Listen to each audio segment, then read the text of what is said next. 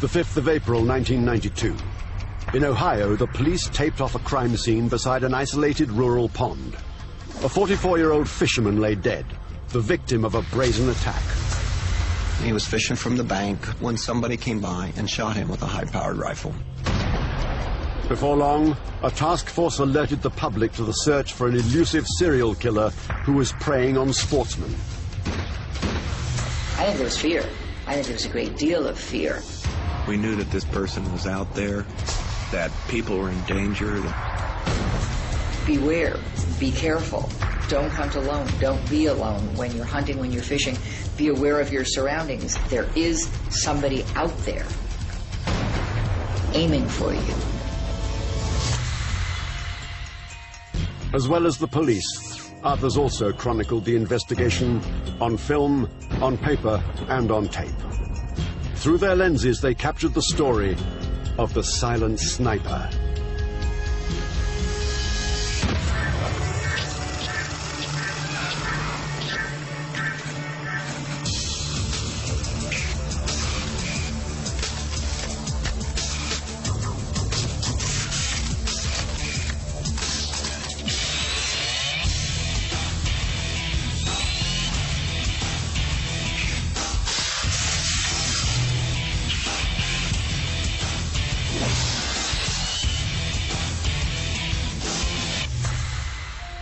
Ohio, known as the Buckeye State, lies in the American Midwest. It's home to big cities like Columbus, Cleveland, and Cincinnati. But the state also boasts large rural areas, particularly in the east near the Appalachian foothills. With numerous parks and forests, it's popular with those who love the outdoors. The counties of southeastern Ohio, they're really beautiful counties. Very rural, just great people that live out in the counties, lots of farmland, woods, ideal hunting and fishing areas. In 1989, one man who enjoyed hunting and exercising in the area was a trucker named Don Welling. Don Welling was 35 years old. He lived alone. He was pretty athletic. He was into sports, and he would work out and walk and jog. Oh, we were pretty close. We drank some beers together and hanging out, went hunting and things like that, like guys do. He would come over once in a while and see how we were doing, and he loved kids. I mean, he was great with the kids and stuff. He never had any children, so, the nieces and nephews were his children. I mean, he would play with the kids every holiday, and, if he were still here today, he'd probably be playing softball with my granddaughter. The 1st of April, 1989. Don got up and headed out for a Saturday morning walk along a quiet country road. He left his home, it was early in the morning, walked up the road from his house. It was not unusual for him to take a walk and going up through there. At some point, Don's walk took a tragic turn.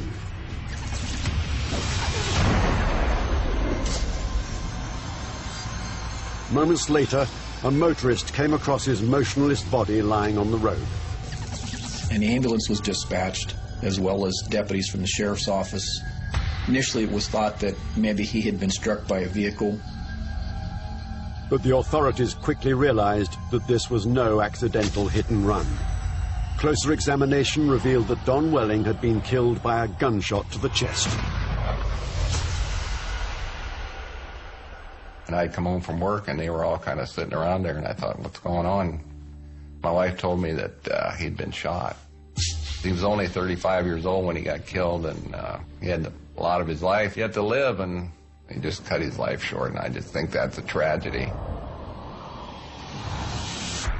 As news of the attack spread, detectives and forensic experts searched the crime scene for clues. We were looking for any type of evidence, tire tracks, perhaps an empty shell casing, maybe something that someone had dropped. Anything that was left behind by a suspect is what we were searching for. Little was found in the area. but a post-mortem revealed the remains of a .30 caliber rifle bullet. The only evidence that we really had was the bullet that had killed Don Welling. There was no other evidence located at this crime scene. Nor could the police find a motive for the killing. We did an intense background on the victim himself to try to determine who he had contact with, who his friends were, maybe if he had any enemies, trying to establish a lead. We really never came up with one. The investigation soon reached a dead end. We just had a person that was well liked. They couldn't understand why someone would murder this individual. At that time, there were no leads. There was no reason for anyone to shoot and kill Mr. Welling.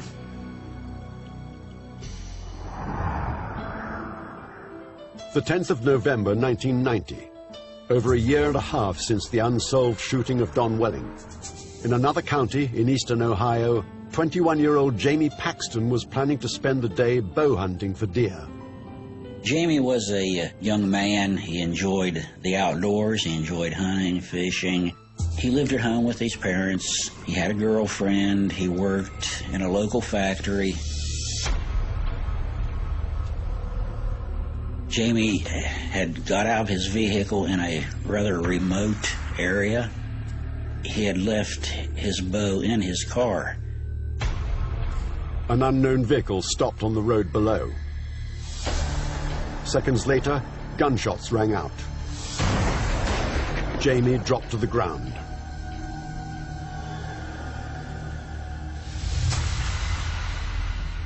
Later, a local spotted Jamie's body and alerted the police, who rushed to the scene. When we arrived, the vehicle was there. His vehicle parked alongside the road. There was a slight incline up to a grassy area. That's where his body was laying. There were no witnesses. There was no evidence left at the scene. There was no shell casings. The only thing we had was his vehicle that still had his wallet with money in it, his bow, and his body was about 40 feet away from his vehicle. We found no one that disliked the young man. It was like the all-American young adult. Usually, if there was a murder, there was a reason. There was a jealous wife, jealous husband. But with Jamie's homicide, none of that came up. It was just an unsolicited homicide. The police could find little crime scene evidence and no potential suspect. A post-mortem on Jamie Paxton turned up the remnants of a .30 caliber bullet, much like the one used in the shooting of Don Welling. But because the first murder had taken place in another county more than 18 months earlier, the similarities between the two cases were not noticed. Jamie Paxton's murder eventually took a dramatic turn. Looking for answers, Paxton's mother began her own personal crusade to contact her son's killer through the local newspaper. Mrs. Paxton became very involved, as most mothers would, with their sons, especially when there was no immediate answer to why he died. Appealing to the killer through letters to the editor of the local newspaper in Belmont County, saying, I appeal to you to tell me why. And as a result of numerous pleas, she received a reply back from a person identifying himself as a killer. There was a letter received by the Times Leader, and it was addressed to the newspaper and basically indicated that I am the individual that killed Jamie Paxton, and I felt that you should know exactly what happened. Gave his version of what he saw, that he saw Jamie out in the field. He heard a voice in his head say, "Do it," and so he stopped, got his gun out, and shot Jamie. The writer of the letter hinted that he'd killed before and boasted that his crimes were untraceable. He indicated in the letter that it wasn't the sheriff's fault, it wasn't law enforcement's fault, that they would never solve this case because he left no evidence behind. There were no witnesses, and that he would never be caught. And this would be the last time that we would ever hear from him again. Details in the letter convinced the police that it was no hoax. It had been written either by the killer or someone with intimate knowledge of the crime. While a forensic examination found no fingerprints, the police focused on a few key passages in the letter that might help lead them to the killer. The writer claimed he had visited a memorial at the crime scene and had been to his victim's grave. On the eve of the first anniversary of Jamie Paxton's murder, some believed he might visit the sites again. We felt that he would return, if not to the gravesite, but to the site of the homicide on the anniversary. We had set up surveillance. The FBI had come in with their team of surveillance experts. They went to the cemetery. They placed listening devices at the tombstone with cameras, and they were actually set up across the street in a residence. Wasn't a lot of activity at the gravesite. This was not the kind of a cemetery where a lot of people came, and so I think they were a little caught off guard when someone actually showed up at the burial site. You can see in the recording, somebody walks up, looks over the grave marker, and gives it sort of a once-over, and then just walks away. And by the time that people realized that there had been somebody that possibly looked at the gravesite, they scampered out of the house and chased after the guy, but weren't able to locate him. Somehow the guy just disappeared.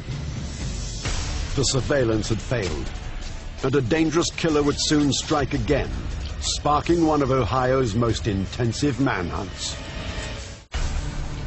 In November 1991, detectives in Ohio were investigating the murder of 21-year-old Jamie Paxton, gunned down in a rural setting by an unknown sniper. The attack was almost identical to the earlier murder of Don Welling in a nearby county, but the two crimes had yet to be connected.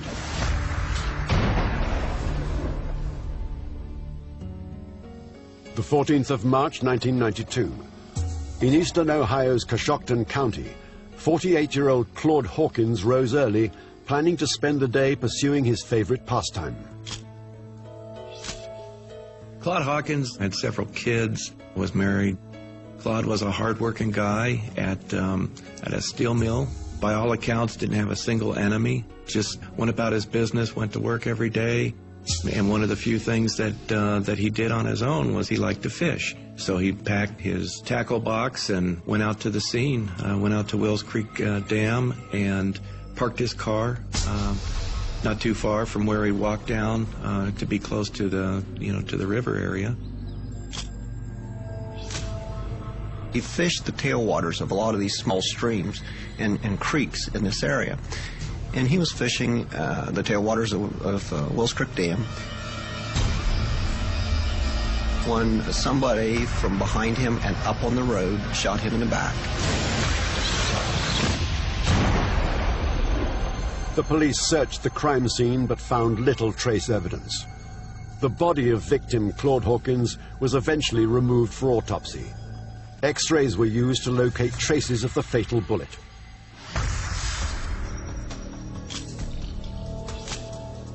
When the bullet entered into the body, there was pieces of the bullet that were shed as it passed through the body. And oftentimes with a rifle, as compared to a handgun, we see something called lead storm, snowstorm. This is the shedding of parts of the bullet as it passes through your body in a high-velocity missile, such as through a rifle. And in this case, there was fragments of the bullet within the body that would give indication that this may be a rifle. While hoping ballistic tests would identify the murder weapon, county police expanded their investigation. We blocked the road off. We talked to everybody for 2 or 3 days going up and down that road where he was killed. It is a remote area, asking for leads, witnesses. We spent weeks doing background checks on Claude Hawkins. We interviewed his children, his ex-wife, his co-workers, his friends, his relatives. For somebody to follow Claude Hawkins through small rural country roads and then to shoot him in the back and then turn around and drive away sort of drew the question of why did Claude die then? And if we can find no reason for him to be dead, then is there another homicide out there somewhere that somebody's not put two and two together and said, wait a minute? Searching for a wider connection, Dane Shryock remembered the 1989 murder of Don Welling. Not knowing the details of the case, he wondered if it had ever been solved. I picked up the phone and I called Tuscarawas County detective at the time, who's the sheriff up there now, Walt Wilson, and said, Walt, we've got a homicide down here. A guy is shot in the upper torso of the body for no apparent reason. He was in an outdoor activity. He was fishing. He was in a reclaimed strip mine ground area. It was remote. Does any of those characteristics fit Donald Welling? And he said, they all do.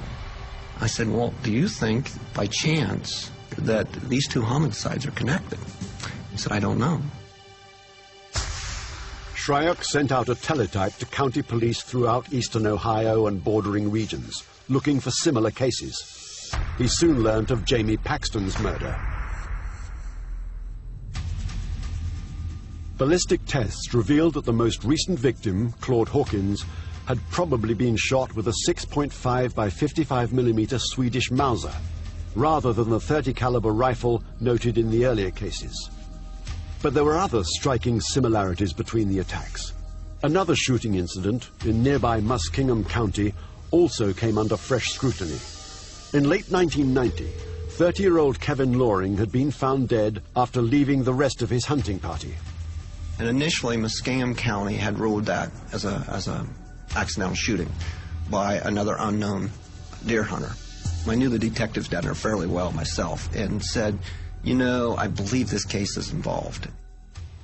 Almost overnight, the police realized that as many as 4 random killings spread across eastern Ohio could be the work of a single predator. We decided to put together a task force made up of an investigator from each of the counties where we had homicides, plus the FBI. So we formed a task force with the purpose of, investigating these cases as though they were connected. But before they could make any headway, there was another attack. 44-year-old Gary Bradley was shot dead while fishing alone in an isolated rural area. We really had a sinking feeling that this was our shooter again. An autopsy seemed to confirm suspicions. Gary Bradley had been shot with a 6.5 by 55 millimeter Swedish Mauser, the same type of weapon used to kill Claude Hawkins. We now had 5 homicides that we were working on. We had absolutely no leads. We had no suspects. The task force enlisted the help of the FBI's Behavioral Science Unit. By comparing the traits of serial killers around the world, the elite unit specializes in creating criminal profiles that can assist the police in identifying potential suspects. The FBI profile that we received said that we should be looking for a person, probably middle age, a white male, highly intelligent, was basically a loner, had a fascination for firearms, basically enjoyed killing not only human beings but dogs and cats. Once that urge was greater than what he was shooting, then he would go for a human being. In light of the profile, the police realized that a recent wave of cattle shootings in eastern Ohio might also be the work of the same man. And since all the murders except one had taken place on a Saturday, the police thought their suspect probably had a full-time job during the week. We were also thinking that this individual probably had to live in the area. These counties had to be areas that he felt very comfortable in, could come and go, seemed to know where he was going. So we felt that, most likely he either lived in that area or traveled frequently in that area. In August 1992, wanting to warn local residents and enlist their help, the task force decided to go public. And we had a press conference with all the investigators present, and said, look, we are investigating these crimes. It appears to be all linked. They're probably as a result of a serial killer. Some of the information that we're looking for are the following facts based on his profile. And, you know, the 800 numbers here, we encourage you to call the task force. We encourage you to call any of the investigators involved, including the FBI. A wave of fear spread across the region. It was shocking. I mean, we are a small community here, and a lot of people hunt and fish, and locally people became afraid to go about their daily business. I think there was fear. I think there was a great deal of fear. And of course, the media in that area reported regularly and constantly and consistently, beware, be careful, don't hunt alone, don't be alone when you're hunting, when you're fishing, be aware of your surroundings. There is somebody out there aiming for you, gunning for you. Public fear resulted in a flood of calls to the task force hotline. We received a call from 2 Columbus firemen that said, hey, we were groundhog hunting, and we're sitting with our back to a hay bale. I turn around and look and see this small red pickup truck going down the road and pull off and stop, and he points a rifle at us. And so we jump up and go around to the other side of the hay bale and sort of hide, and the truck takes off. Neither the vehicle nor its driver had been identified, but the police believed it could have been the killer. At the same time, many callers to the police hotline were giving the names of potential suspects, people they felt fitted the profile released to the media. We figured that since these cases were all connected, that if somebody was not available to commit a homicide on one of the particular homicides, then we could probably rule them out as far as the other homicides as well.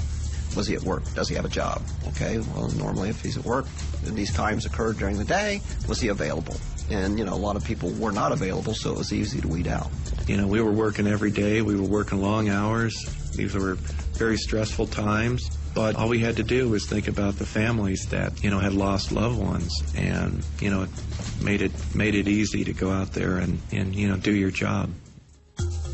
Within the first week of going public, the police had investigated more than 100 persons of interest. Most were eliminated or cleared. I remember calling regularly to see what the progress was. There were many, many false starts and false leads. But on the 26th of August 1992, there was a striking new development. Walt Wilson, one of the key members of the task force, met Richard Fry, a local man who'd called in, claiming he might know the man behind the wave of killings. He had a very strong hunch that maybe his friend could be responsible for this. He had no proof at that point in time, but he just had a very strong feeling that someone should know about his friend. According to Mr. Fry, the friend in question was a 42-year-old man named Thomas Dillon. University educated and known for his intelligence, Dillon worked as a water technician for the regional city of Canton. Although considered by some to be a bit of a loner, he was in many regards a regular guy. Thomas Dillon was basically a family man. Had a wife, had a child, lived in a nice neighborhood, probably one of the last people you would think of being a serial killer.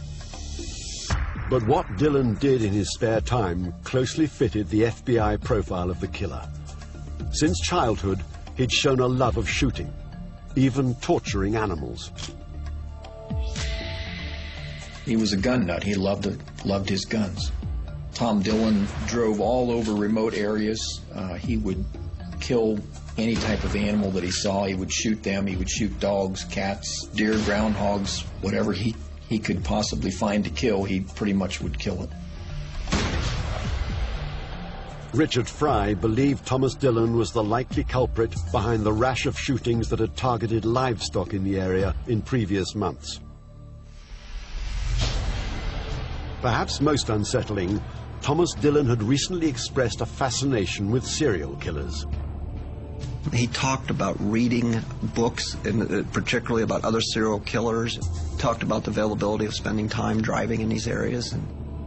One of the key factors for Mr. Fry that really made him suspicious is at one point in time when Tom Dillon asked him, "Do you think I've ever killed anyone?" And basically started joking around about it. And I think at that point in time, Mr. Fry felt more confident than ever that Tom Dillon could very well be responsible for these murders. After meeting Richard Fry, Walt Wilson took a closer look at his new suspect. Although Thomas Dillon had never been arrested for any of his animal shootings, he had faced federal charges for possessing an unregistered firearm and silencer.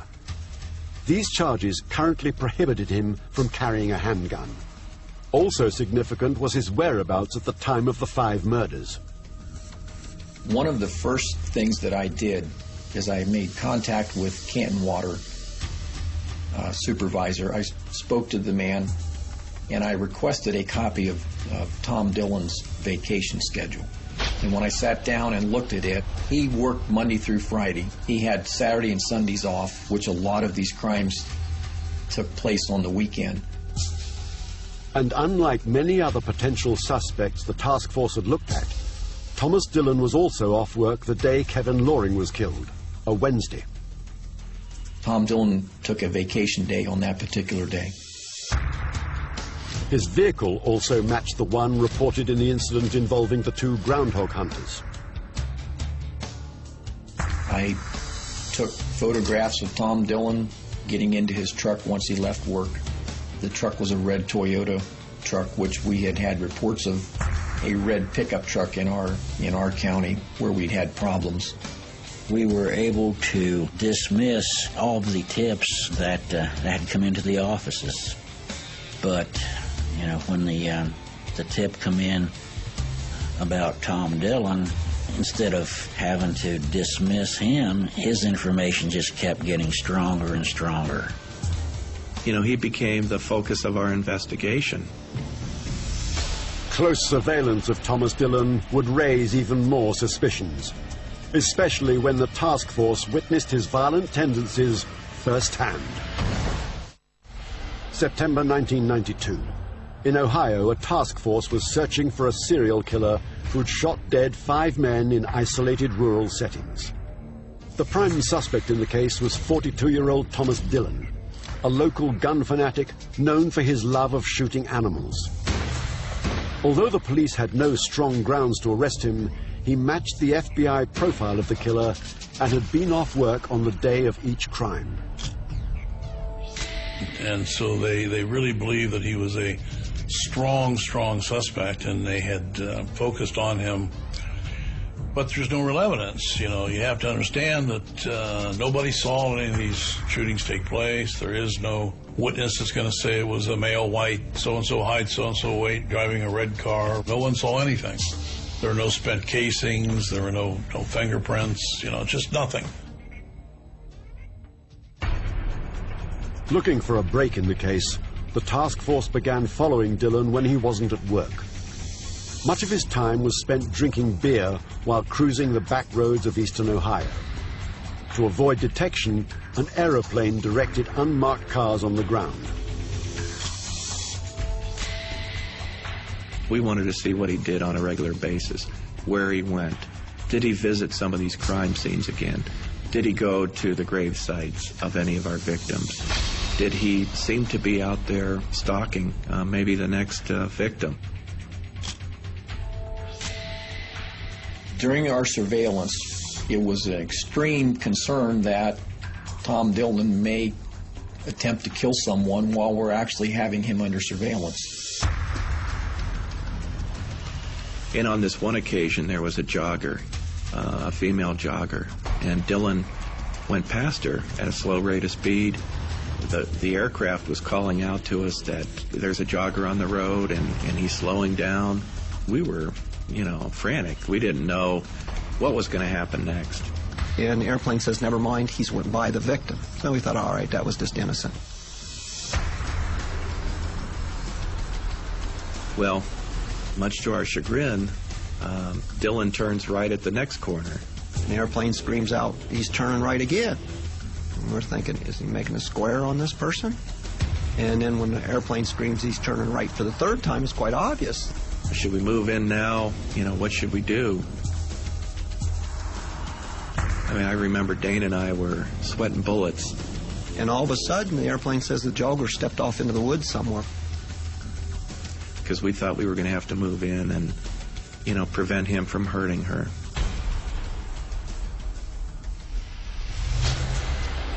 In early November, the task force followed Dillon to a gun show in Cleveland, where he purchased a .25 caliber semi-automatic handgun. This was a clear violation of the terms of his probation for charges of possessing an unregistered firearm. Over the next few days, back in rural Ohio, his passion for shooting and vandalism was on clear display. For a 42-year-old man, he was like a juvenile delinquent. He was shooting stop signs, electric meters. He was just sort of a one-man crime wave. While the task force could have arrested him for his recent gun purchases, it might have jeopardized their wider investigation. You're probably going to get one shot at making a good case against this guy. If we charged him at that given time, we were just going to tell him, hello, we're here, we can't solve the homicide, we're going to take you out on this. In 6 months, he's going to be on the street doing the same thing again. The 10th of November, 1992. On the second anniversary of victim Jamie Paxton's death, the task force hoped for a breakthrough in the case. In the anonymous letter sent to a local newspaper the previous year, Paxton's killer had claimed he often visited the crime scene and the cemetery in nearby Belmont County.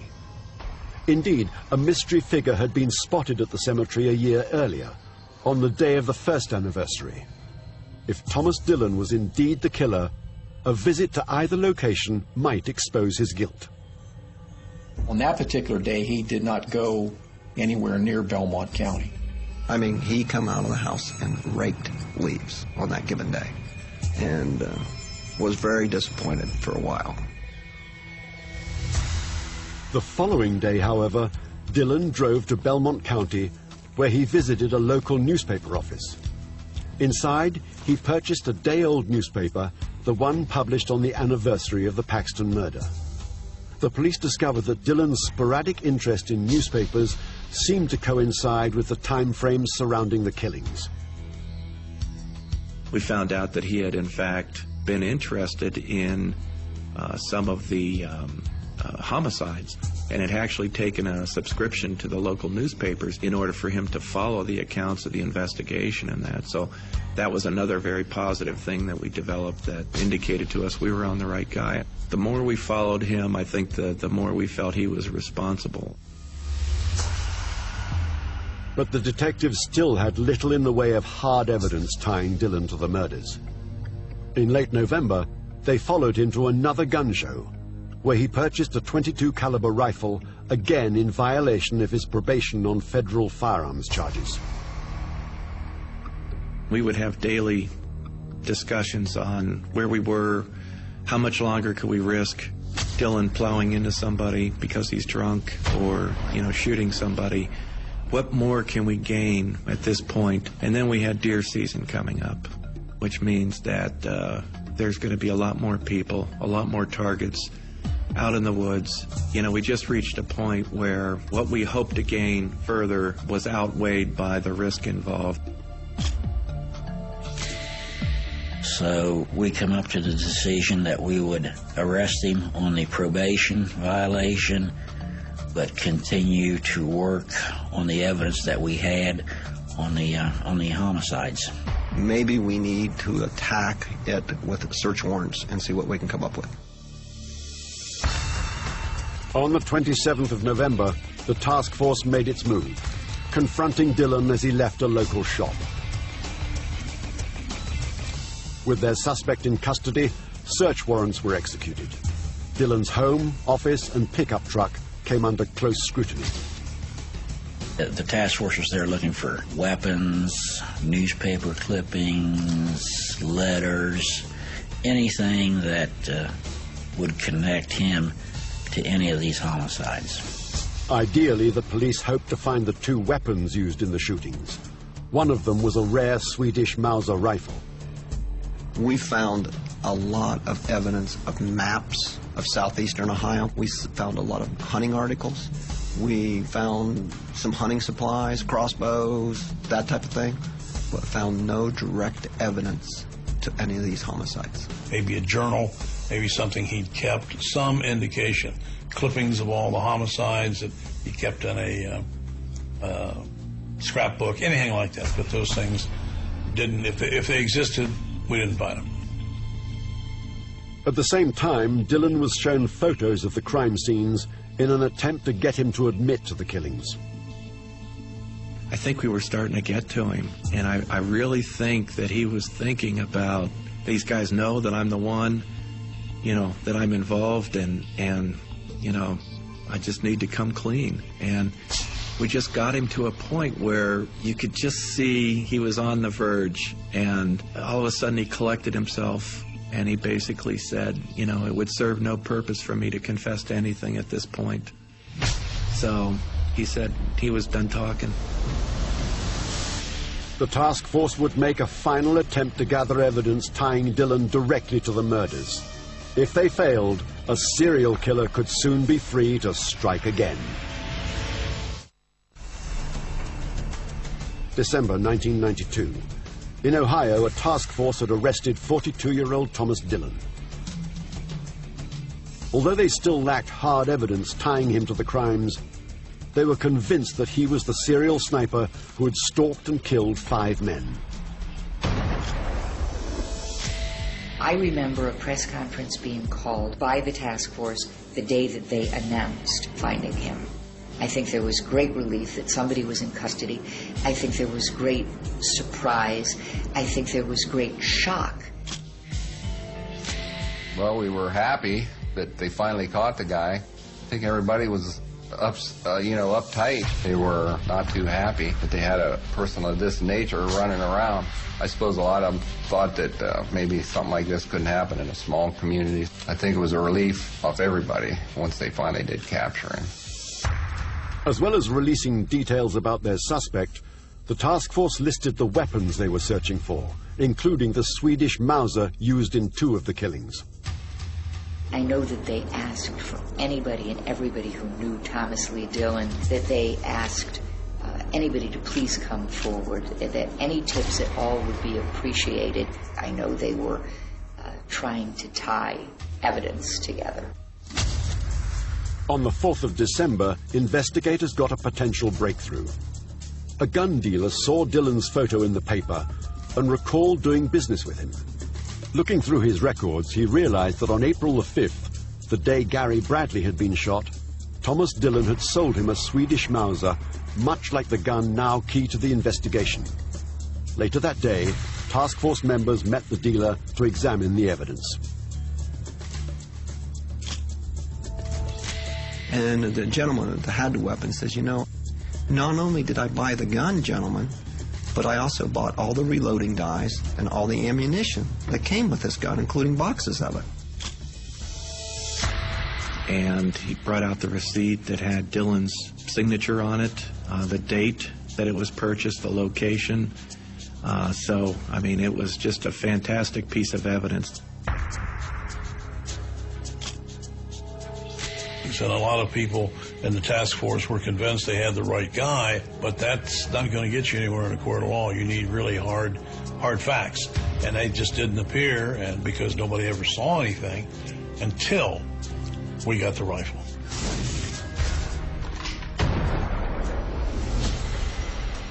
Ballistic tests confirmed that the Swedish Mauser sold to the gun dealer was indeed the same weapon used to kill Gary Bradley. We knew that we could definitely place Tom Dillon with that weapon, and that weapon was the weapon that was used to kill Bradley. So, you know, that was our case. In January 1993, Thomas Dillon was indicted on 2 counts of aggravated murder involving victims Gary Bradley and Claude Hawkins. I remember the act of walking him from the jail across the street to the courthouse drew spectators each time. There was a lot of people there, quite a crowd, and Dillon seemed, frankly, to enjoy it.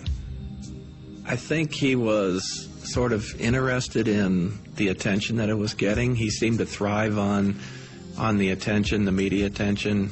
He was a average-looking fellow who no one would give a second look if you passed him on the street. What does a murderer look like? Well, Thomas Lee Dillon is a murderer, but you would not have known that from looking at him. The task force only had concrete evidence tying Dillon to the 2 shootings involving the Mauser. So they decided that in order to provide closure for the families of the other victims, they would offer him an incentive to confess.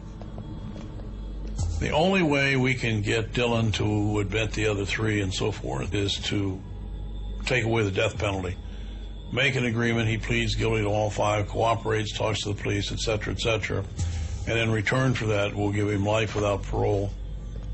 We talked to all 5 of those families and told them exactly what we were considering. Everybody said, if you can get 5 convictions, life imprisonment on all of them, so this person never comes out again, if we can do that, we're satisfied.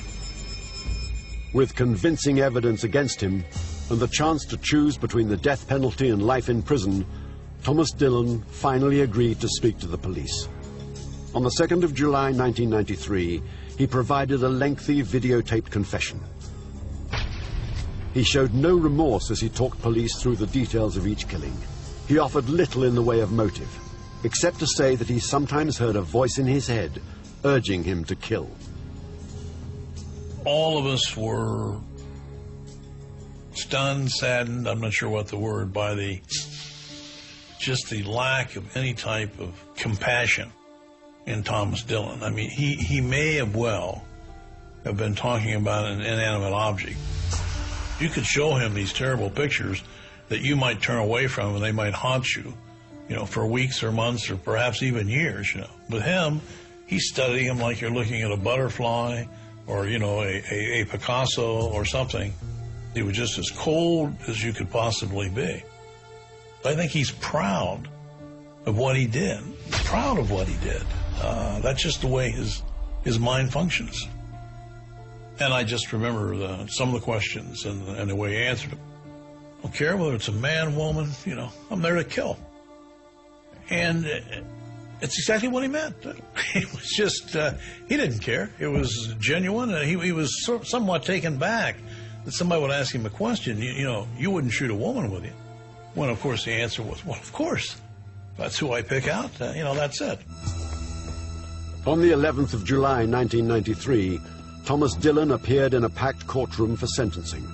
For some of the victims' families, it was the first time they'd seen the serial killer. We were told when we went into the courtroom that we were not allowed to address him at all. We had to just sit there. He never turned around and looked at any of the family members. He never apologized for anything. He stood there with his back straight and his shoulders thrown back and his chin thrusted out. I mean, it was like, he thought he was receiving almost some sort of an award. His sentence was 165 years to life with no eligibility for a parole hearing until he had served 165 years. So that's what we were going to bargain to get, and that's what we got. Thomas Dillon is still behind bars in a maximum security prison in Ohio. Although his sentence ensures he will never again threaten the public, it does little to undo the damage he's already done. The question, why, seemed to be the prevailing question. The families couldn't understand how their innocent family member, hunting in the field, could become a target of this madman. I mean, you just wish they were still here. I mean, nothing will bring them back. Families still couldn't understand and cope with the fact that this guy killed people for no reason. I think they were very appreciative of what law enforcement was able to do for them to bring him to justice. But again, it's very hard to understand why somebody is killed for no reason. Been doing this a long time, 45 years now, and I realize that everybody in the criminal justice system is not necessarily bad. There's only a few of them who are really, truly, truly evil, and he's one of them. More all-new crime stories at the same time next week. Coming up, a boat ride to murder and a 3-times widower. Suspicious? Cold Case Files.